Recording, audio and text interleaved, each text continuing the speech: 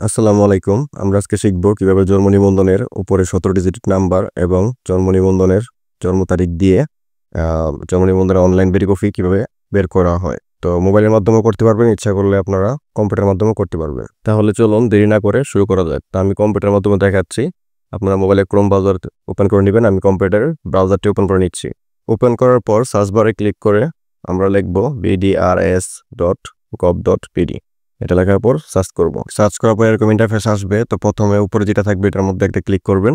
তো আমি একটা ক্লিক করে নিচ্ছি। তারপর এরকম ইন্টারফেস শো করতে পারে হোম পেজ। তো হোম পেজের মধ্যে জন্ম নিবন্ধন যেটা, এটার মধ্যে একটা ড্র্যাগ করবেন, মাউস ড্র্যাগ করলেই দেখতে পাবেন জন্ম নিবন্ধন তথ্য অনুসন্ধান। তো এটার মধ্যে একটা ক্লিক করবেন। ক্লিক করার পর উপর দেখতে পারবেন যে 17 ডিজিটের যে নাম্বারটি জন্ম নিবন্ধন আছে এটা উপরে বসিয়ে নিতে হবে। তারপর নিচের মধ্যে বার্থ অফ ডেট, তারপর যোগফল বা বিয়োগফল থাকতে পারে, যেটা থেকে সেটা বসিয়ে নেবেন। তারপর সার্চ অপশন একটা ক্লিক করবেন। আমি এগুলো বসিয়ে নিচ্ছি। তো আমার সবকিছু বসানো শেষ। এখন সার্চ ধরে ক্লিক করব। তো দেখুন আমার জন্ম নিবন্ধনের যে অনলাইন কপি সেটা আমাকে দেখাচ্ছে। আমি ইচ্ছে করলে এই জায়গা থেকে এটা প্রিন্টও করতে পারি বা পিডিএফ আকারে সেভও করতে পারি। সম্পূর্ণ ভিডিওটা দেখার জন্য সবাইকে ধন্যবাদ।